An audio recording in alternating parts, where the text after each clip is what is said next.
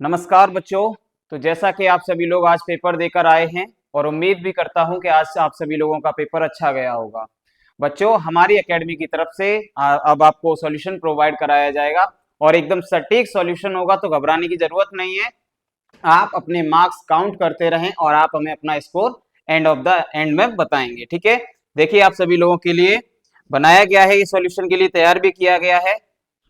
देखें, सबसे पहले जो भी बच्चे पेपर दे के आए, सबसे पहले तो उन लोगों के लिए बहुत बहुत बधाई और उम्मीद करता हूँ पेपर भी अच्छा गया होगा। आप सभी लोगों का अच्छा ही जाना चाहिए। हम लोग लगातार इतने दिनों से मेहनत कर रहे हैं, तो इसी के लिए आज के दिन के लिए ही मेहनत कर रहे हैं। देखिए बच्चों, ये पेपर आ गया हमारे सामने और पेपर में ये हमारा फर्स्ट क्वेश्चन यहाँ से शुरू होगा। ठीक है, ये इंग्लिश देखेंगे हम ध्यान से। देखिए, पहले क्वेश्चन में बच्चों हमसे बोला गया है Anita had a fever, Anita को बुखार था, सी didn't go for the picnic. देखिए बच्चों, पहले एक क्लॉज में तो हमें रीजन बताया गया है। पहले क्लॉज में क्या बताया गया है? रीजन। और दूसरे क्लॉज में उसका रिजल्ट दिया गया है। और जब भी ऐसी बात आएगी तो हम कोशिश करेंगे उस हमेशा ऐसे कंजक्शन को ढूंढने की जिसमें हमसे क्या पूछा जाए बच्चों? रीजन पूछा जाए। वो क्या पूछा जाए? वेट अ मिनट बच्चों, हाँ चेक करिए, देखिए।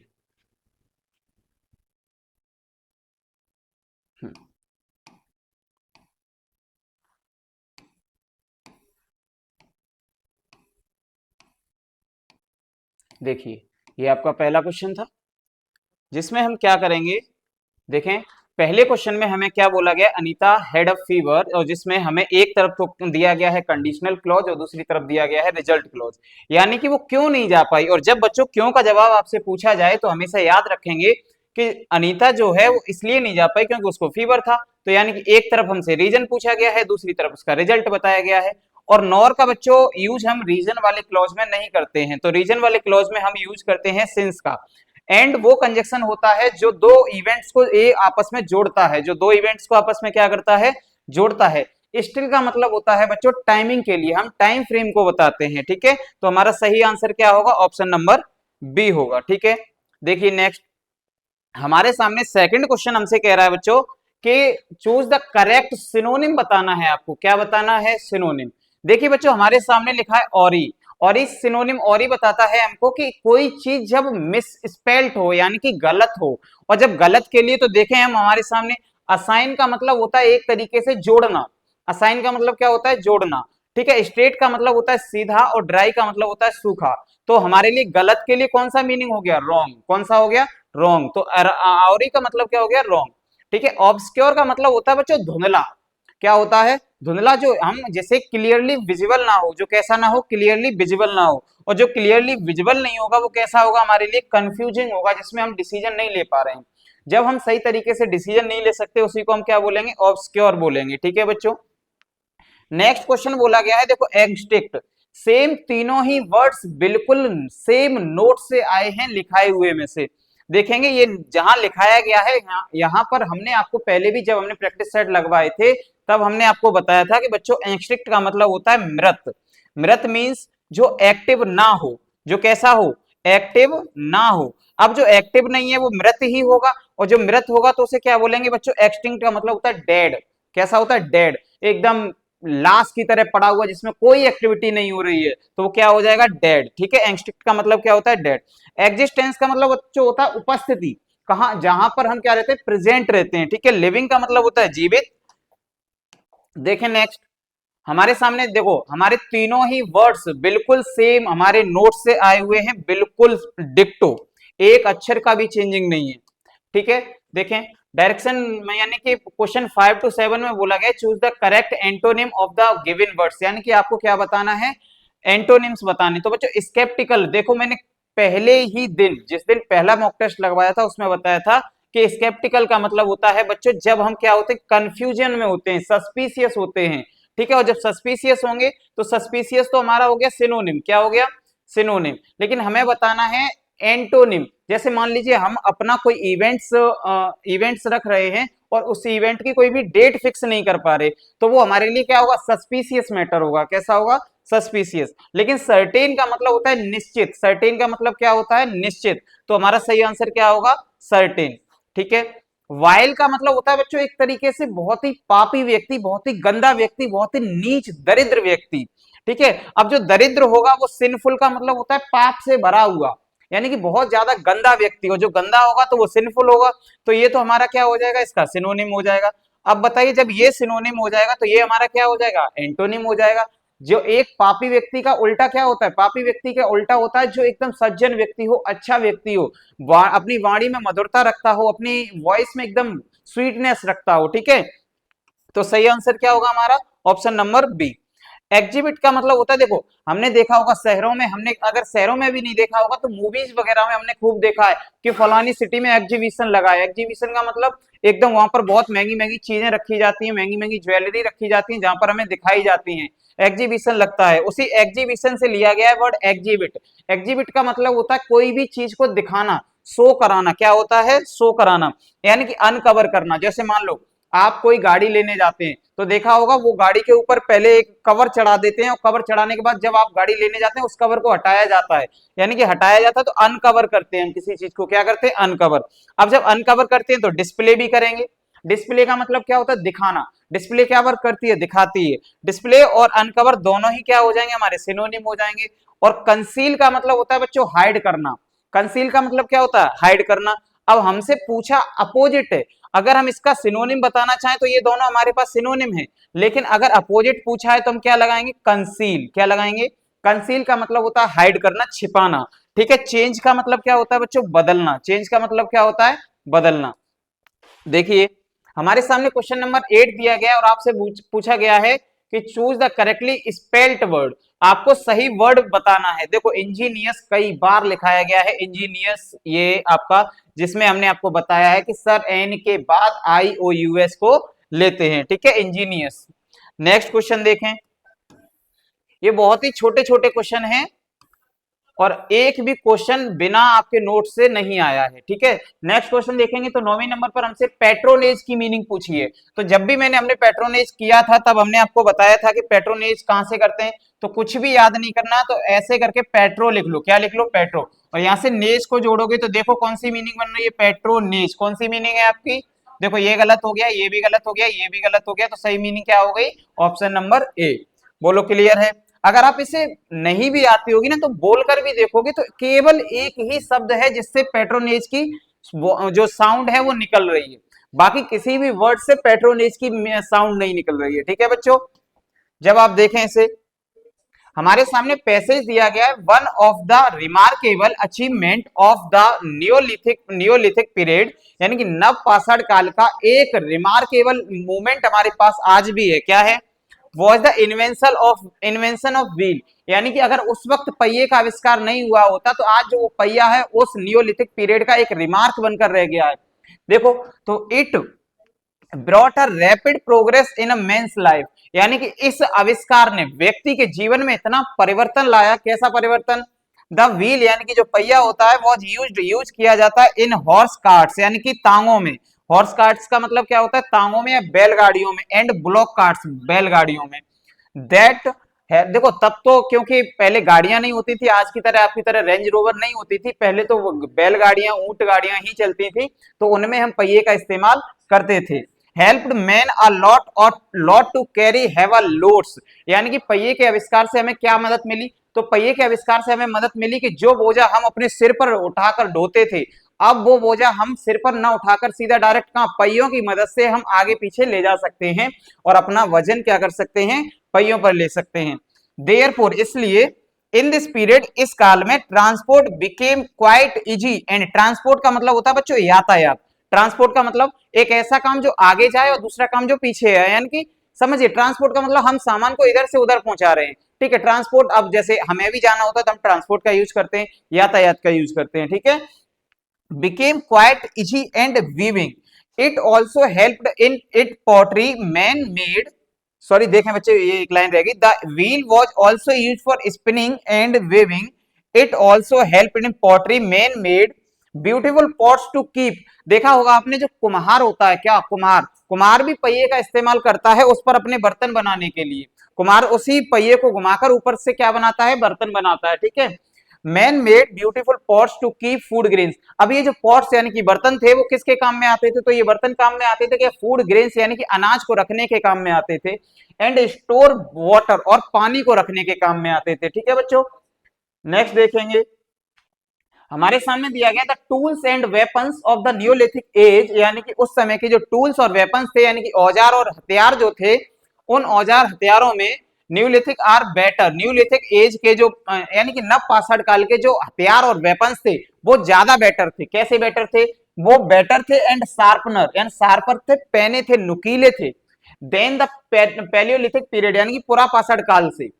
नाउ अ पॉलिश्ड स्टोन, एक पॉलिश किया हुआ पत्थर, कॉल्ड सेल्ट, जिसे सेल्ट कहा गया, वॉज यूज टू, जिसका यूज किया जाता था, मेक टूल्स, क्या बनाने में? औजार बनाने में। यानी कि याद रखेंगे यहाँ से सेल्ट का यूज किसके लिए किया जाता था? औजार बनाने के लिए। Some new developed tools like sickles, bows and arrows and improved axes, axes क्या होती है बच्चों? कुल्हाड़ी, एरोस तीर होते हैं, हमारे बाव धनुष होते हैं, were made in the neolithic as, neolithic age का मतलब है नव पाषाण काल। ठीक है, these tools were used for various purpose, ये जो मतलब हमारे लिए जो यंत्र थे, ये टूल्स थे, ये बहुत ही इंपॉर्टेंट थे। कैसे? लाइक द एक्सेस, जो एक्स थी यानी कुल्हाड़ी थी, was use for the cutting down trees, ये कुल्हाड़ी किस लिए काम आती थी बच्चों? पेड़ों को काटने के लिए, जमीन को साफ करने के लिए। सिकल्स टू हार्वेस्ट, और जो सिकल्स मींस दरांती टाइप, जो दरांती का नाम सुना होगा, जहां पे हम जिसका दरांती का यूज यानी फसल काटने में करते हैं। हार्वेस्ट द क्रॉप, जैसे आप सिकल्स को ऐसे भी समझ सकते हैं, जो आपने घरों में देखा होगा हसिया टाइप, जिसे आप हसिया बोलते हैं। ठीक है, एंड ऑरोज टू हंट एनिमल्स, और ये जो एरोज थे यानी कि जो तीर थे वो किसके काम में आते थे? तो तीर काम में आते थे किसके? हंट यानी कि शिकार करने के, एनिमल्स का। ठीक है, शिकार करने। पहला क्वेश्चन देखें, हमारे सामने पहला क्वेश्चन दिया गया है, what was the most significant discovery. चलिए बताइए बच्चों, नव पाषाण काल की वो सबसे इंपॉर्टेंट कौन सी खोज थी जो आज तक हमारे काम में आ रही है? तो कौन सी खोज थी? इन्वेंशन ऑफ व्हील, यानी कि पहिए की खोज आज तक हमारे काम में आ रही है। तो पहला answer. How was the invention of wheels useful in storing food, grains and water? यानी कि बताइए किस प्रकार से इन्वेंशन किया गया पहिए का, यूजफुल यानी कि जो पहिए का इन्वेंशन हुआ किस प्रकार से सहायक रहा। तो देखें, यानी कि storing food, grains and water, man used wheels in cart to carry food, grains and water, man made sacks by using wheels in spinning thread and stored food, grain and water, man made pots, यानी कि जो आदमी द्वारा निर्मित यानी कि व्यक्ति द्वारा निर्मित जो बर्तन थे, विद व्हील, जो व्हील से बनाए गए थे, and stored food, grains and water. तो ऑप्शन नंबर सी, बोलिए क्लियर है? तो हमें यही तो पूछा है कि किस प्रकार से जो इन्वेंशन था वो किस प्रकार यूजफुल रहा हमारे लिए। तो क्योंकि मैन मेड पॉट से हमने उन पहले पहिए की मदद से हमने क्या बनाया बच्चों? तो पहियों की मदद से हमने सबसे पहले बर्तन बनाए, उन बर्तन में हमने अपना फूड और भोजन दोनों, मतलब पानी, दोनों ही चीजों को क्या किया? स्टोर किया। ठीक है, क्लियर? नेक्स्ट देखें, हमसे अगला क्वेश्चन क्या बोला गया है, देखिए बच्चों, what was the difference between tools the neolithic age and paleolithic age, यानी कि दोनों टूल्स में क्या डिफरेंस रहा। तो देखें, न्यूलिथिक टूल्स जो थे वो शार्पर थे एंड बेटर थे, neolithic tools were made of rocks, neolithic tools were more easily made, there was no difference between the, देखो तो ये भी गलत, ये भी गलत, ये भी गलत, option number A. Neolithic tools जो थे वो कैसे थे? ज्यादा पहने थे पैलियोलिथिक पीरियड के टाइम से। अब देखो, मैंने अभी आपको मार्क करवाया था कि बताओ बच्चों सेल्ट क्या होता है। ठीक है, तो सेल्ट अभी मैंने क्या बताया था? सेल्ट वो चीज होती है जो क्या करती है? दूसरे, एक ऐसा पत्थर, एक ऐसा औजार जो दूसरे औजारों को बनाए। ठीक है, उसे क्या बोलेंगे? तो celt was a polished weapon या पॉलिश्ड स्टोन। तो वो पॉलिश्ड स्टोन होता था। देखिए, अगर नहीं भी याद रहा हो तो इधर देखिए, मैंने आपको पहले ही बताया था, देखो यहां पर कहां लिखा है? सेल्ट। देखिए फटाफट से, कहां है सेल्ट? अ पॉलिश्ड स्टोन कॉल्ड सेल्ट, यानी कि एक पॉलिश यानी चिकने पत्थर को हम क्या बोलते थे? सेल्ट बोलते थे। ठीक है बच्चों, जो हमारे किस काम में आता था? नए औजारों को बनाने के काम में आता था। देखिए फटाफट से, तो सेल्ट को क्या क्या चीज है सेल्ट? तो celt was a polished stone, एक वो पॉलिश्ड स्टोन है, यूज टू, जिसका यूज किया जाता है मेक टूल्स, औजार बनाने में। अगला क्वेश्चन क्या है? In which age what was main more advanced the Paleolithic और द न्यूलिथिक, बताइए। देखो ये आपसे बिल्कुल जनरल बेस क्वेश्चन पूछा गया है कि बताइए पहले पुरापाषाण काल का व्यक्ति जो ज्यादा बुद्धिमान था या ज्यादा एडवांस था या नियोलिथिक पीरियड का था। तो ऑब्वियसली बात है बच्चों, जब नए समय में हम गुजरते हुए नए समय में पहुंचते हैं तो नए समय का व्यक्ति और ज्यादा एडवांस होता है। ठीक है, तो ऑब्वियसली कौन सा व्यक्ति ज्यादा एडवांस था?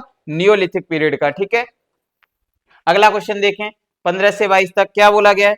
Fruit flies are tiny insect. जो फ्रूट फ्लाइज यानी कि जो फलों पर बैठने वाली मक्खियां होती हैं वो छोटे छोटे कीड़े होते हैं। That are attracted to ripe, जो कि अट्रैक्ट होती हैं कहां पर? पके हुए फलों पर। राइप और रोटिंग फ्रूट्स एंड वेजिटेबल्स। आपने देखा होगा कि जहां पर भी बहुत सारे फल वगैरह रहते हैं, फल वगैरह सड़ वगैरह जाते हैं, तो वहां पर बहुत सारी मधुमक्खियां या मक्खियां बैठती हैं। But they also lay their eggs, लेकिन वो अपने एग्स भी वहीं देती हैं। There a single fruit fly can lay up to 500 eggs, यानी कि एक फल पर अगर कोई मक्खी बैठ जाती है तो लगभग कितने एग्स दे देती है? 500 eggs on surface of the piece of a fruit, यानी कि एक टुकड़े पर अगर कहीं मक्खी बैठेगी भी तो लगभग कितने एग्स दे सकती है? वो 500। Within 8 days, the fruit flies that hatch from these eggs are full adult that can then they layer their own eggs। यानी कि लगभग 8 दिन के अंदर जो एग किसी दूसरी फ्लाइज ने दिया था, किसी दूसरी मधुमक्खी का जो अंडा था, वो अंडा पूर्ण रूप से 8 दिन के अंदर कैसा हो जाएगा? एडल्ट हो जाएगा, यानी जवान हो जाएगा। अब जो जवान हो जाएगा तो वो अपने अंडे दे सकता है, यानी कि that can then they layer there on eggs, यानी कि वो अपने अंडे दे सकता है। एज यू कैन सी, और तुम देख सकते हो, what might start out as a small fruit fly problem can become a very large. और धीरे धीरे आप देखोगे ये छोटी सी समस्या धीरे धीरे बहुत बड़ी समस्या बनती जाएगी। नेक्स्ट देखें, very quickly although there is a chance that fruit flies can carry germs. और देखेंगे आप धीरे धीरे कि ये जो फ्रूट फ्लाइज होती हैं ये अपने साथ क्या लेके चलती हैं? जर्म्स, यानी कि कीटाणु लेकर चलती हैं। ऑन टू अवर फूड, और धीरे धीरे देखो जहां पर ये गंदी मक्खियां बैठेंगी, फिर बैठने के बाद अगर गलती से हमारे भोजन पर बैठेंगी तो जर्म्स कहां आ जाएंगे? हमारे भोजन पर आ जाएंगे। This is not very likely hurt you because they are such a nuisance. Most people want to get rid of this pesky bugs as quickly as possible. सारे लोग ही चाहते हैं कि इस समस्या से हमें जल्द से जल्द हमें क्या मिल जाए? छुटकारा मिल जाए। सम पीपल यूज पेस्टिसाइड, कुछ लोग इसकी वजह से कि मक्खियां ना बैठे पेस्टिसाइड का यूज करते हैं या स्प्रे का यूज करते हैं। आप लोगों ने देखा होगा कि जैसे मक्खियां हो गई, मच्छर हो गए, तो हम लोग स्प्रे का यूज कर लेते हैं, स्प्रे वगैरह मार देते हैं। ठीक है, तो देखें on the fruits fly although this will kill the fly, जो ये क्या करता है, ये जो पेस्टिसाइड होता है वो मक्खियों को मार देगा। It will also spread harmful, लेकिन ये खुद से क्या होता है? हार्मफुल भी होता है, खतरनाक भी होता है। ये खतरनाक एक जहर होता है ऑल ओवर योर किचन, अगर ये खाने पर गिर जाएगा तो हमें भी प्रॉब्लम देगा। ठीक है बच्चों, अगला क्वेश्चन देखें, देखिए जल्दी से, वेट अ मिनट बच्चों।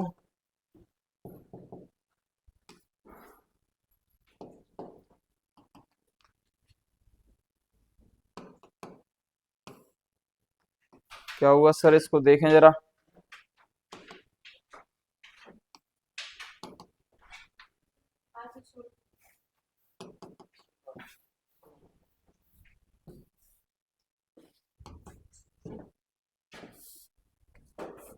हैंग हो गया क्या?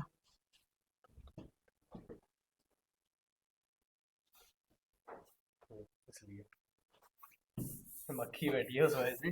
देख लीजिए बच्चों, आपके बोर्ड पर भी मक्खी आ गई है। ठीक है, मक्खी की वजह से पूरी एक मक्खी ने पूरा बोर्ड हैंग कर रखा है।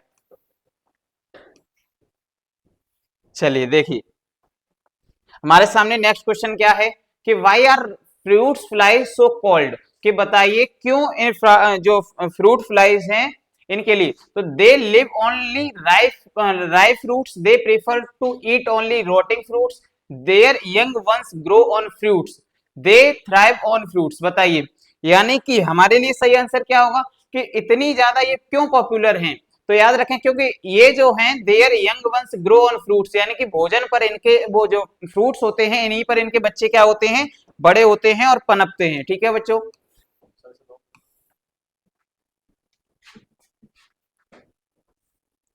देखिए बच्चों नेक्स्ट क्वेश्चन हमारे सामने 16 नंबर का क्वेश्चन कहाँ है? देखिए ये आ गया, अ single fruit fly can also ले अप टू, बताइए एक छोटे से फल पर एक मक्खी के द्वारा कितने एग्स को मतलब जो लेस किया जा सकता है, जो एग ले होता है उसे क्या कितने, तो लगभग 500 अंडे, कितने, लगभग 500 एग्स। ओके, नेक्स्ट देखें, it it takes it takes about a week, बताइए कि कितने दिन लेती, तो लगभग 8 दिन, 8 दिन मतलब एक सप्ताह या एक हफ्ता, 1 week for the fruits flies to lay eggs, ये 8 दिन में फिर से इनका एकदम से ऐसे समझ के चलिए एकदम से नया खानदान तैयार हो जाता है, ठीक है, आप लोगों को डैमेज करने के लिए। तो याद रखेंगे क्या बोला गया है, for the fruits flies to lay eggs, for the eggs to hatch, for the hatched fruits flies to grow fully, and for the hatched fruits fly to eat the fruits. देखें बच्चों एक बार इसे गौर से समझिए, it takes about a week, किस समय में, किसके लिए एक हफ्ता लिया जाता है, तो 8 दिन में अंडे थोड़ी ना देती है, हमने गलती की, तो 8 दिन में अंडे नहीं देती। For the hatched fruits flies, यानी कि जो वो अंडे थे वो 8 दिन में कंप्लीटली ग्रो हो जाते हैं, पूर्ण रूप से कैसे हो जाते हैं, ग्रो हो जाते हैं। ऑप्शन नंबर हमारा क्या हो जाएगा, C. Most people want to get rid of fruits flies because, सारे लोग इनसे छुटकारा पाना चाहते हैं, लेकिन क्यों, तो बताइए, दे स्पॉइल द फूड, क्योंकि ये भोजन को खराब कर देती हैं, they consume the whole fruits, क्योंकि ये सारे फलों को खा जाती हैं, या फिर दे कैरी जर्म्स, क्योंकि ये अपने साथ कीटाणु लेकर आती हैं, या दे एनॉय पीपल, या फिर ये लोगों को परेशान करती हैं। तो सही आंसर क्या होगा, क्योंकि ये जर्म्स लेकर आती हैं अपने साथ, ठीक है, जर्म्स मीन्स कीटाणु। नेक्स्ट देखेंगे, हमसे बोला गया it can be understood from the passage, ये कि क्या समझा जा सकता है पैसेज से, that the best way to get rid of these fruits flies to, कि यानी कि अगर हमें इन फ्रूट्स फ्लाइज से छुटकारा पाना है तो क्या बेस्ट ऑप्शन रहेगा हमारे लिए, तो लीव द फ्रूट अनकट, यानी कि फल को ही मत काटो तुम, ठीक है, यानी कि फल को बिना काटे ऐसे ही, तो कीप द फ्रूट्स कवर्ड, या फिर हम क्या करें, फलों को ढककर रखें, या sprinkle pesticide on the insect, sprinkle pesticide outside the kitchen, या फिर हम क्या कर सकते हैं, यानी कि स्प्रिंकल एंड पेस्टिसाइड को कीड़े मकोड़ों पर छिड़क सकते हैं, या फिर स्प्रिंकल पेस्टिसाइड आउटसाइड। अब देखो कीड़े मकोड़ों को पकड़कर थोड़ी ना छिड़कोगे उनके ऊपर, हम क्या करते हैं अपने रूम वगैरह में किचन में छिड़क लेते हैं, तो क्या करेंगे किचन के बाहर छिड़कें, जिससे क्या हो जाए, किचन के बाहर छिड़केंगे वहां पर मधुमक्खी ये मक्खियां आ ही नहीं पाएंगी। तो सही आंसर क्या हो जाएगा, ऑप्शन नंबर डी, ठीक है। नेक्स्ट क्वेश्चन नंबर 20 देखें, इस मीनिंग को बनाइए बच्चों, बहुत ही इजी मीनिंग है, अगर आप ध्यान से देखोगे तो देखो हमें अलग से दिख रहा है, हमारे सामने क्या है, JEWELLERY, ज्वेलरी की मीनिंग आप लोगों ने खूब अच्छे से पढ़ी होगी, ज्वेलरी मीन्स हमारे जो आभूषण होते हैं, गहने होते हैं, ठीक है। नेक्स्ट क्वेश्चन देखें, जब आप इसे बनाओगे तो देखो हमारे इसमें कुछ भी नहीं करना बच्चों, इसमें सिर्फ आप ये देखिए कि हमारा सब्जेक्ट कौन सा है, जो सब्जेक्ट को ढूंढिए सबसे पहले, तो देखो सब्जेक्ट हमारे पास क्या दिया है, द इनविजिबल मैन, क्या दिया है, द इनविजिबल मैन, एक ऐसा अदृश्य व्यक्ति या ऐसा अदृश्य आदमी, तो हमारे सामने ऑप्शन नंबर सी केवल एक में है, तो आंसर नंबर डी, बोलिए क्लियर है। नेक्स्ट क्वेश्चन देखेंगे तो कैसे, नेक्स्ट क्वेश्चन क्या है हमारे सामने, क्वेश्चन नंबर 22 देखें, एट डिलीशियस, एट देखो यहाँ पर ये जो एट लिखा हुआ है वो ईट की सेकंड फॉर्म है, यानी कि पास्ट की बात की जा रही है, बोलिए क्लियर है।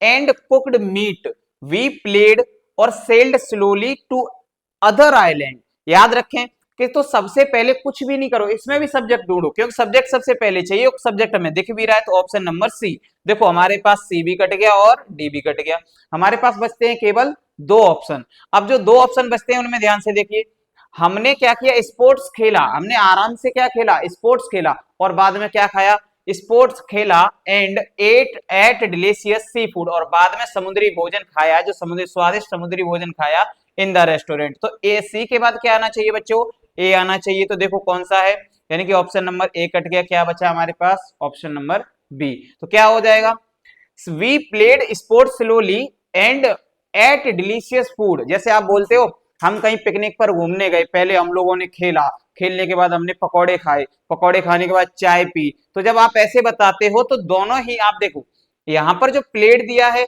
तो पास्ट की वर्ब दी है, और दूसरी जब भी वर्ब दी है तो पास्ट की दी है, तो जब 2 वर्ब दी जाए तो हम कॉमा लगा के यूज कर सकते हैं, तो हमारा ऑप्शन नंबर क्या सही हो जाएगा, ऑप्शन नंबर बी। देखिए बच्चों, नेक्स्ट क्वेश्चन नंबर 23 में हमारे सामने दिया गया है, क्या दिया गया है, direction for question number 23, select the option that identifies noun in the following sentence. सबसे हार्ड क्वेश्चन तो मुझे ऐसा ही है, यही लग रहा है कि बच्चे से क्या पूछा गया है कि बताइए इसमें सिर्फ नाउन कौन सा है। नाउन अगर आप लोगों ने ढूंढ के बता दिया तो समझ लीजिए आपके घर एक चॉकलेट पहुंचाई जाएगी। बताइए, तो हमारे सामने देखो बच्चों, सबसे पहले अगर इसे क्वेश्चन भी मत पढ़ो आप, क्या है देयर, क्या है बताइए, देयर क्या नाउन है, नहीं है, देयर एक पॉजेसिव एडजेक्टिव है। एक्सेप्ट क्या है बच्चों, एक वर्ब है। और लेड क्या है, एक वर्ब है। ये लेड होता है लीड की सेकंड फॉर्म, किसकी बच्चों, लीड की सेकंड फॉर्म। ठीक है, अब डिस्ट्रैक्शन क्या बचा, विनाश। डिस्ट्रैक्शन का मतलब क्या होता है, विनाश। और विनाश मतलब एक तरीके से ऐसा समझो, विनाश मींस खात्मा, किसी चीज का खात्मा, डिस्ट्रक्शन विनाश। और विनाश क्या होगा, एब्स्ट्रैक्ट नाउन। क्या होगा बच्चों, एब्स्ट्रैक्ट नाउन। बोलो क्लियर है, ऑप्शन नंबर डी। लेड क्या हो जाएगा हमारा, हमारी वर्ब हो जाएगी जो लीड की सेकंड फॉर्म होगी। बोलिए क्लियर है। While I was walking in the garden, जब मैं बगीचे में टहल रहा था तब क्या हुआ भाई, मैंने देखा, किसे देखा, एक बटरफ्लाई मीन्स एक तितली वगैरह जो देखी, तितली देखी। अब वो तितली का कलर जो था, अब मुझे ये बताइए कलर ज्यादा चमक रहा था। देखो, अगर कलर्ड ब्राइटली, अगर हम कलर्ड के बाद ब्राइटली लगाते हैं तो कलर की कलर को नहीं डिफाइन कर रहा है ये, ठीक है। लेकिन कलर्ड से पहले लगाते, देखो आपने देखा होगा कि कलर्ड वगैरह जब हम अपनी ड्राइंग वगैरह भी करते हैं तो एकदम कलर चमकता है, चमकता है या नहीं चमकता। तो हमारा ऑप्शन नंबर कौन सा सही हो जाएगा, बी। तो कैसे बोलेंगे, ब्राइटली कलर्ड। ठीक है, ब्राइट कलर्स नहीं, ब्राइट कलर्स का मतलब हो जाए चमकीले रंग। ठीक है, हमें एक तितली दिखी जो कैसी थी, ब्राइटली कलर्ड थी, यानी कि बहुत ही ज्यादा चमकीली थी, अच्छी लग रही थी। Sam went on a journey across the mountain. Sam जो गया वो कौन सी जर्नी पर गया, तो लॉन्ग एंड आर्डस। कौन सी जर्नी पर गया, तो लॉन्ग एंड आर्डस जर्नी पर। बोलिए क्लियर है। नेक्स्ट देखें, 26 में दिया गया है Shibu is singing a song. आपको क्या बनाना है, पैसिव वॉइस बनाना है। कुछ भी मत करिए बच्चों, हमारे पास ऑब्जेक्ट क्या है, आ सॉन्ग है। ठीक है, हेल्पिंग वर्ब क्या है, एज है। अब क्योंकि एज है तो एज बीइंग आनी चाहिए, तो आ सॉन्ग एज बीइंग हमें मिल गया। हमारा क्या है, ऑप्शन नंबर डी। क्या है, ऑप्शन नंबर डी। अब ऐसा अगर पैसिव वॉइस कोई बच्चा गलत करके आ जाए तो फिर ज्यादा ही दुखद समस्या है। ठीक है ना, दे मे विन दैट बैटल। आपसे क्या बोला गया, बैटल। आपको बैटल फटाफट से आगे ले जाइए, ऑब्जेक्ट को सब्जेक्ट बनाइए, बैटल। अब क्योंकि जब हमें मॉडल वर्ब दी जाए तो मॉडल वर्ब के साथ हम ऐड कर देते हैं पैसिव वॉइस बनाने के लिए बी। तो the battle may be won by them. बोलो क्लियर है, option number C. Next question पर आएंगे, तो नेक्स्ट क्वेश्चन देखेंगे हम 28 नंबर वाला क्वेश्चन क्या कह रहा है, my sister has to travel. देखो, जिन बच्चों ने रीजनिंग पढ़ी होगी उन्हें अच्छे से आता होगा रीजनिंग, क्योंकि आपके पेपर में रीजनिंग आती भी है और बढ़िया समझते भी हैं आप रीजनिंग को। My sister has to travel, मेरी बहन गई, ट्रेवल कहाँ, बाहर घूमने। एब्रोड का मतलब होता है बाहर घूमने, फॉर वर्क, यानी कि मेरी बहन अपने देश से बाहर गई है अपने काम के लिए। सी वॉन्ट्स वो चाहती है, मी टू मुझसे, कि क्या, टू लुक आफ्टर, कि मैं देखभाल करूं, किसकी, आफ्टर, लुक आफ्टर की मैं देखभाल करूं, हर 2 इयर्स ओल्ड, कि उसके जो 2 साल की बच्ची है मैं उसकी देखभाल करूं। कब देखभाल करूं, इन हर एब्सेंस, और उसकी अनुपस्थिति में। कब देखभाल करूं, उसकी अनुपस्थिति में। I will be picking up, मैं उसे उठाने जा रही हूं, माई। अब बताइए वो किसे लेने जा रही है, on my way home from, इसे छोड़ दीजिए, कोई काम का ही नहीं। अब बताइए, क्योंकि बहन की बेटी को या बहन को, तो क्योंकि बहन की बेटी को लेने जाएगी, बहन की बेटी की देखभाल करनी है। अब बहन की बेटी क्या कहलाएगी, नाइस कहलाएगी, नेफ्यू कहलाएगी, कजिन कहलाएगी, सिस्टर कहलाएगी। रीजनिंग का क्वेश्चन है, बताइए क्या कहलाएगी। अरे नेफ्यू होता है भतीजा, नेफ्यू मींस बॉय, नेफ्यू नेफ्यू नेफ्यू का जेंडर क्या होगा, लड़का होगा नेफ्यू। ठीक है, नेफ्यू मेल होगा तो ये नहीं हो सकता क्योंकि उसकी बेटी है ना कि बेटा है। ठीक है, अगला कजिन होता है भाई। ठीक है, कजिन किसे बोलते हैं, चचेरा भाई बहन। अब ये भाई तो है नहीं, बहन की बेटी है, और बहन की बेटी क्या कहलाएगी बच्चों, नाइस, भतीजी। क्या कहलाएगी, भतीजी। यानी कि बहन की बेटी और भाई की बेटी क्या कहलाएगी, भतीजी। देखें आपके सामने फिर से पैसेज आया है, every year large number of plastic bottles, यानी कि हर साल बहुत सारी संख्या में plastic bottles wash up on the beaches, यानी कि बीचेस पर पड़ी रहती हैं। However this problem can be solved, किस प्रकार से इस समस्या का समाधान किया जाए, if the new plan is brought in, as suggested by the scientist, यानी कि वैज्ञानिकों के द्वारा एक नया प्लान लाया गया इन द न्यू स्कीम, इस नई स्कीम में क्या बोला गया कि फिशरमैन जो मछुआरे होते हैं विल बी एनकरेज, उनको एनकरेज किया जाए to round up plastic bottles with their fishing nets, यानी कि वो क्या करें, सभी बोटल्स को अपने जाल में इकट्ठा कर लें, they can then sell these and cash in on the rising price of old plastics, यानी कि क्या बोला गया, जो बीचेस पर बहुत सारी प्लास्टिक की बोतल्स डली होती हैं, सारे मछुआरे उसे अपने जाल से इकट्ठा कर लें और बाद में उस प्लास्टिक को पुरानी प्लास्टिक के दाम पर बेच दें। ठीक है, द रिसाइकलिंग सेंटर्स, और जो रिसाइकलिंग सेंटर्स चल रहे हैं, can then turn into toxic waste into a packaging, यानी कि फिर वो जो उसे रीयूज करके एक पैकेजिंग के किसमें यूज कर लेंगे, मतलब पैकेजिंग करने के लिए उस पुरानी प्लास्टिक का यूज किया जा सकता है। Scientist believe this scheme will compensate fishermen for the loss of income due to more and more people turning vegetarian.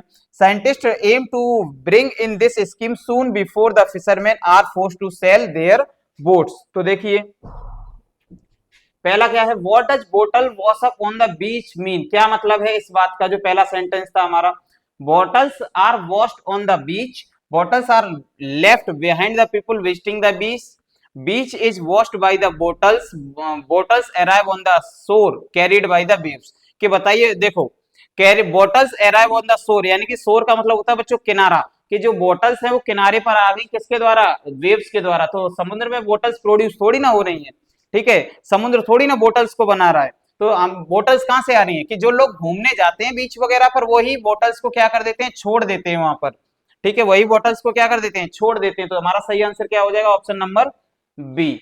बोलिए क्लियर है। Old plastic is made into useful things in a, कि बताइए कि जो पुरानी प्लास्टिक है उसे कहां पर यूज किया जा सकता है, तो रिसाइकलिंग सेंटर्स पर यूज किया जा सकता है। कहां पर यूज किया जा सकता है, रिसाइकलिंग सेंटर्स पर यूज किया जा सकता है, जहां से हम इसे रिसाइकल करके किसी और में यूज कर सकते हैं। अगला देखें, what is the new scheme, कौन सी नई स्कीम लाई गई सरकार के द्वारा, तो कौन सी नई स्कीम थी, fisherman gather plastic bottles and sell them, fisherman encourage scientist to use fisher nets, fishermen are encouraged to make a circle with the nets, fishermen use fishing nets to make around bottle, कौन सी नई scheme थी कि जो fisherman है, जो मछुआरे हैं, वो फटाफट से बोतल को इकट्ठा कीजिए और उन्हें पुराने दामों पर बेच दीजिए। अगला क्वेश्चन देखिए, अगला क्वेश्चन हमसे बोला गया है कि which word in the second paragraph means changing habits, changing habits का मतलब होता है बच्चों कंपनसेट करना, क्या होता है, कंपनसेट करना, क्या होता है, कंपनसेट करना, ठीक है, जिससे आदतें बदली जाएं। अगला देखिए, हमारे सामने 33 क्वेश्चन दिया गया, बच्चों बताइए जो एप यानी कि लंगूर होता है उसके रहने की जगह को क्या बोलते हैं, लंगूर कहाँ रहता है, तो याद रखेंगे हिल, पहाड़ी पर, कहां पर, पहाड़ी पर। एक जो डब बतख होती है, बतख कहाँ रहती है, तो बतख का एक छोटा सा, हम लोग क्या करते हैं, अगर हमारे घर पर बतख वगैरह पल रही है तो हम घर पर के किसी कोने में एक छोटा सा छप्पर डाल देते हैं और यहाँ पर बतख बिठा देते हैं, ठीक है, तो इसी ये छोटे से छप्पर होता है, इसी को बोलते हैं कोट, क्या बोलते हैं, कोट, याद रखिएगा। नेक्स्ट देखें, 35 में दिया गया आई फेल्ट देयर, क्या दिया गया, I felt there be something wrong, कि यहाँ पे कुछ ना कुछ तो घपला है, कुछ ना कुछ तो गड़बड़ है यहाँ पर, तो जब ऐसा बोला है तो क्या है, I felt there must be something wrong, क्या है, I felt there must be something wrong, तो हमारा आंसर क्या हो जाएगा, ऑप्शन नंबर ए। अगला देखें, the teacher asked the student, teacher ने स्टूडेंट से कहा, क्या पूछा, क्या कहा, द करेक्टेड आंसर शीट, कि फटाफट से अपनी आंसर शीट चेक करो, जैसे टीचर आपसे बोलते हैं ना फटाफट से अपनी आंसर शीट चेक करो, यानी क्या मतलब है इस चीज का, तो हमारा मतलब है गो ओवर, गो ओवर का मतलब होता है एक बार इसका रिव्यू कर लीजिए, गो ओवर का मतलब क्या होता है, गो ओवर का मतलब होता है रिव्यू करना, क्या होता है, रिव्यू करना। अगला देखें, Rohit wants to change his seat, Rohit अपनी सीट चेंज करना चाहता है क्योंकि उसे वहां से कुछ भी दिखाई नहीं दे रहा, तो बिकॉज, ठीक है, क्योंकि रीजन बताया गया है कारण जानने के लिए, क्योंकि, ठीक है। 37 के बाद आएंगे हम इधर, 38 वाला क्वेश्चन हमारे सामने क्या कह रहा है, तो 38 वाला क्वेश्चन हमारे सामने कह रहा है, यू लुक वरीड, तुम क्यों चिंतित हो, समीर, यानी किसी ने समीर से पूछा, समीर तुम क्यों चिंतित हो, व्हाट यू, यानी कि तुम्हें क्या हुआ है, तो आप वहां पर बोलेंगे व्हाट इज ट्रबलिंग यू, क्या चीज है जो तुम्हें परेशान कर रही है, क्या बोलेंगे, क्या चीज है जो तुम्हें परेशान कर रही है, क्योंकि जब भी हम किसी से कोई बात पूछते हैं तो दोनों ही कॉन्टिन्यूअस फॉर्म में चल रहे होते हैं। आप भी पूछते हो किसी से और वो भी जवाब देने की बारी करता है, यानी जवाब देता है उस चीज का, ठीक है। द अर्थ इज थिकर, यानी कि the earth is thicker at the equator, equator पर पृथ्वी जो है वो थिकर यानी कि खूब मोटी ताजी है, एक तरीके से इस प्रकार से समझ सकते हैं, ठीक है। ये ज्योग्राफी का क्वेश्चन है। अब जब आप इसे याद रखेंगे तो यहाँ पर सिर्फ आर्टिकल बताना है। तो बच्चों क्योंकि इक्वेटर एक हमारी क्या है, भूमध्य रेखा एक लाइन है एक, तो उसके लिए हम आर्टिकल किसका यूज करेंगे, द का यूज करेंगे। बोलिए क्लियर है। अगला देखिए, learning grammar can be interesting task. अब आपको बताना ए आएगा, एन आएगा, द आएगा, बताइए फटाफट से। तो देखो, learning grammars can be a interesting task. चलिए मैं आपको द काट देता हूं। अब बताइए ए में से ए आएगा या एन आएगा, बताइए फटाफट से। तो याद रखेंगे एन, क्या आएगा एन, क्यों, क्योंकि इंटरेस्टिंग टास्क जो साउंड निकल रही है वो वोवेल की है, ठीक है। क्या बोलेंगे, interesting task. I have visited, क्या बोलेंगे, आई have visited farms which grow paddy. Paddy होता है बच्चों धान, यानी कि मैंने विजिट किया कौन सी ऐसी जगह, ऐसे कुछ मैदानों में विजिट किया जहां पर धान का उत्पादन किया जा रहा था। अब जहां धान का उत्पादन होता है, ठीक है, पैडी का मतलब होता है धान, जहां पर धान, अब जो जमीन होगी, देखो अ लार्ज एरिया ऑफ का मतलब होता है बहुत बड़े हिस्से में से, बहुत बड़ा हिस्सा। अब मैंने तो एक किसी फार्म्स का मतलब होता है किसी खेत में गया हूं, किसी टुकड़े में। मच का मतलब होता है अनकाउंटेबल, मच का मीन्स अनकाउंटेबल। तो याद रखेंगे हमारा सही आंसर क्या होगा, some. I have visited some farms, यानी कि मैं कुछ खेतों पर घूमा जहां मैंने देखा वहां पर क्या होता था, उत्पादन होता था धान का। The leaping of dolphins was run to watch, यानी क्या बोला गया कि देखिए द लीपिंग, लीपिंग जो होता है, देखो बच्चों डॉल्फिन्स का एक खास ग्रुप होता है, डॉल्फिन्स के लिए खास जो वर्ड होता है उसे बोलते हैं पॉड। क्या बोलते हैं, पॉड, यानी कि स्कूल या पॉड का यूज कर सकते हैं। तो ऑप्शन नंबर बी। अब देखो आर्मी किसके लिए यूज करते हैं, या तो आर्मी यूज करते हैं हम सोल्जर्स के लिए, या तो सोल्जर्स के लिए, और दूसरा या तो आर्मी हम यूज करते हैं आंट्स के लिए, चींटियों की भी क्या होती है आर्मी। कॉलोनी भी हम किसके लिए, चींटियों के लिए यूज करते हैं। नेस्ट किसके लिए, घोंसला किसका होता है, पक्षी का, बर्ड का, ठीक है। तो ये तीनों ही आंसर हमारे वैसे ही कट गए, तो हमारे पास बचता क्या है, स्कूल और पॉड। बोलिए क्लियर है।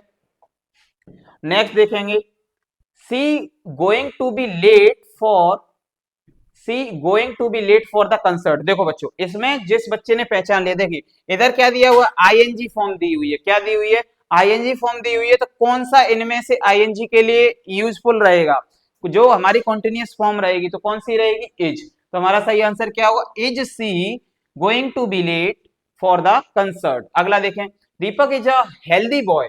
दीपक एक स्वस्थ लड़का है, एक अच्छा बच्चा है, और ही फॉल्स, लेकिन वो अभी हालांकि क्या हो गया है, बीमार हो गया है, ठीक है। और जब कोई बीमार होता है तो सेल्डम, कभी कभी बीमार हो जाता है, ये थोड़ी ना आप हेल्दी है तो बीमार नहीं होगा, हेल्दी है तो बीमार हो सकता है। अगला, मॉम, मॉम ने यानी कि मम्मी जी ने कहा, Hari have you posted the letter, क्या तुमने लेटर को पोस्ट कर दिया। तो अब हरी क्या जवाब देगा, हरी क्या बोले, हाँ मैंने कर दिया। तो वो बोलेगा, आप देखो जिन बच्चों को मैंने कुछ दिन पहले ही सिखाया है कि बच्चों देखो जहां भी जिस सेंटेंस में ऑलरेडी आए तो कोशिश करो प्रेजेंट परफेक्ट बनाने के लिए, ठीक है। तो क्या बोलेंगे, I have posted, yes ma'am, yes mom, I have already posted it, यानी कि मैंने उसे क्या कर दिया है, पोस्ट कर दिया है। बोलिए क्लियर है। It is dusk the cow returns, तो इसे क्या बोलेंगे, व्हेन। यहां पर हम किस कंजक्शन का यूज करेंगे, when it is dusk the cows return. बोलिए क्लियर है। अगला देखें, 46 नंबर में देखेंगे तो 47 में क्या बोला गया है, आपको यहां से बोला गया है, इट इज अ बांध। एक मिनट बच्चों, देखिए अब देखिए, हुआ क्लियर। आपसे बोला कि बांध टुडे, यानी कि आज बंद है, आज बंद है, देयर एनी कार्स, कोई भी गाड़ी, ऑन द स्ट्रीट। अब देखते हैं, तो देखो सबसे पहले क्योंकि हमें आर्टिकल भी दे रखा है तो हम सबसे पहले क्या देखेंगे, और मतलब सब्जेक्ट देखेंगे। तो देखो ये सब्जेक्ट नहीं है, ये भी सब्जेक्ट नहीं है, ठीक है। अब हमारे पास सब्जेक्ट है इट्स। अब देखो बच्चों, जब भी मैंने आपको पहले भी सिखाया है कि जब इस प्रकार से कोई आपको मिले, इसे कॉन्ट्रास्ट बोलते हैं, या तो इसका मतलब होता है इट इज, या तो इसका मतलब होता है इट वॉज, ठीक है, ये कॉन्ट्रास्ट होता है। तो देखें बच्चों, अब हमारे सामने सिर्फ ये दो ऑप्शन कट गए, बचता है ये। अब देखें इट के साथ बच्चों इज आएगा या फिर आर आएगा, डबल वर्ब नहीं आ सकती, तो इट इज, तो हमारा पास ऑप्शन क्या बचा, इट। और देखें इट इज बंद टुडे, यानी कि आज बंद है, क्या बात है, सी देयर एनी कार्स, कोई भी गाड़ी दिखाई नहीं दे रही है, गोइंग ऑन द स्ट्रीट, यानी रोड पर कोई भी गाड़ी चलती हुई दिखाई नहीं दे रही है, तो ऑप्शन नंबर बी। अगला देखें, आई यहां पर दिया हुआ है, क्या बोला गया है, once I bought a car. देखो बच्चों ध्यान से देखें, सबसे पहले हमें वंस लगाना है, यानी कि देन वाला ऑप्शन कट गया, कट गया या नहीं कट गया। अब मैंने क्या बोला है, मैंने यहाँ पर वंस लगाया, वंस मैंने एक बार, एक बार मैंने एक क्या खरीदी, शर्ट खरीदी। अब शर्ट खरीदने के लिए बॉट लगाएंगे या ब्रॉट लगाएंगे, खरीदने की सही मीनिंग क्या है, बॉट है या ब्रॉट है, तो हमारे पास खरीदने की सही मीनिंग है बच्चों ब्रॉट नहीं बॉट, तो ठीक है। Once I bought a shirt that cost me more than this, मैंने भी एक शर्ट खरीदी थी जो इससे ज्यादा महंगी थी, जिससे इसकी कीमत लगी थी, because that was a better quality, क्योंकि वो वाली अच्छी थी। ठीक है, आप लोग बोलते हो ना मैंने भी खरीदी थी लेकिन मेरी वाली अच्छी थी, आप लोगों को दूसरों की शर्ट पसंद कहाँ आती है अपने अलावा। ठीक है, देखिए the director the actors to play, director क्या कर रहा है, कुछ ना कुछ कर रहा है, किसके लिए, एक्टर्स को बता रहा है, टू प्ले यानी कि प्ले का मतलब होता है रोल निभाना, in the lead of the in the movie, यानी कि मूवी में लीड करने के लिए वो उसे कल बता रहा है, कल के लिए बता रहा है। अब बता रहा है तो देखो बच्चों विल बी, अगर ये पैसिव वॉइस होता तब ये ठीक हो सकता था, लेकिन ये पैसिव वॉइस नहीं है, तो पहला ऑप्शन कट गया। अगला देखें, सेल के साथ क्या आईएनजी आ सकता है, नहीं आ सकता, क्योंकि कॉन्टिन्यूस फॉर्म लगानी है तो सेल के साथ बी लगाना होगा। अगला सेल हैव के साथ यहाँ वर्ब की थर्ड फॉर्म आनी चाहिए थी, इसमें ईडी जुड़नी चाहिए थी। ठीक है, तो ये भी कट गया, क्या बच्चा हमारे पास ऑप्शन नंबर बी। नेक्स्ट देखेंगे, चलिए भाई नेक्स्ट देखें, mister doctor Mukesh Chandra who is a big name, एक डॉक्टर मुकेश चंद्र जिनका बहुत बड़ा नाम है इन कार्डियोलॉजी, हृदय रोग विशेषज्ञ में, यानी कि उनका बहुत बड़ा नाम है, हृदय रोग विशेषज्ञ में नाम है उनका, जाने जाते हैं। वो क्या कर रहे हैं, अवर नर्सिंग होम, अपना नर्सिंग होम खोल चुके हैं या खोल रहे हैं 2 years एगो। देखो बच्चों कुछ भी ना हो, सेंटेंस आपको कहीं ना कहीं क्लू देगा, क्या दिया उसने, एगो, और एगो क्या बताता है, पास्ट इंडेफिनिट, क्या किस चीज की ओर इशारा करता है, पास्ट इंडेफिनिट। तो देखो ये पास्ट इंडेफिनिट है क्या, नहीं है, ये है क्या, नहीं है। पहली बात तो हेड के साथ सर आईएनजी नहीं आती, और इनॉग्रेट्स तो हो ही नहीं सकता क्योंकि 2 साल पहले खोला है, बात पास्ट की जा रही है, और ये क्योंकि दोनों ही सेंटेंस, एक ये और एक ये दोनों ही प्रेजेंट के थे, तो अब ये हमारे पास बचता क्या है, इनॉग्रेटेड, यानी कि जो डॉक्टर मुकेश गुप्ता अपने कार्डियोलॉजी के लिए फेमस हैं, उन्होंने 2 साल पहले अपनी क्या खोल ली, क्लिनिक खोल ली। ठीक है बच्चों, तो आज हमने ये अपने 50 क्वेश्चन को निपटाया है बहुत अच्छे तरीके से। और देखिए जहां तक मुझे लगता है इसमें कोई ऐसा कोई तीर नहीं था कि जो ऐसा लग रहा हो सर इतनी हार्ड इंग्लिश, हम ये मान लीजिए हम तो ये सोचे बैठे थे कि बच्चे किस प्रकार से करेंगे, लेकिन सच में पेपर देख के दिल एकदम से खुश हो गया है कि इस लेवल का पेपर आया तो जरूर कोई ना कोई बच्चा अपनी मंजिल तक पहुंचेगा। और आप लोगों का बस काम कुछ नहीं है, अगर वीडियो पसंद आए तो काम सिर्फ इतना, क्या बोलेंगे इसको, लाइक करना है, और कमेंट बॉक्स में कोई भी अपना स्कोर मतलब पिन करना नहीं भूलेगा। याद रखें बच्चों हम आपके साथ जुड़े हुए हैं, लगातार आपके लिए मेहनत कर रहे हैं, तो इतना तो हम आपसे मांग ही सकते हैं। ठीक है, इतना तो हमारा भी फर्ज नहीं, फर्ज फर्ज बोलेंगे इसको, नहीं फर्ज नहीं, इतना तो हमारा हक बनता है, ये तो हमारा हक है, हम आपसे छीन सकते हैं इस चीज को। ठीक है, आप लोग फटाफट से अपना स्कोर लिखेंगे, कितना स्कोर रहा, जिससे हमें भी पता चले कि हमारी एकेडमी के बच्चों ने क्या स्कोर किया है और क्या रिजल्ट रहा उनका। ठीक है, चलिए इसी के साथ आप लोग अच्छे से पेपर को देखें और घबराने की कोई जरूरत नहीं है। चलिए जय हिंद जय भारत।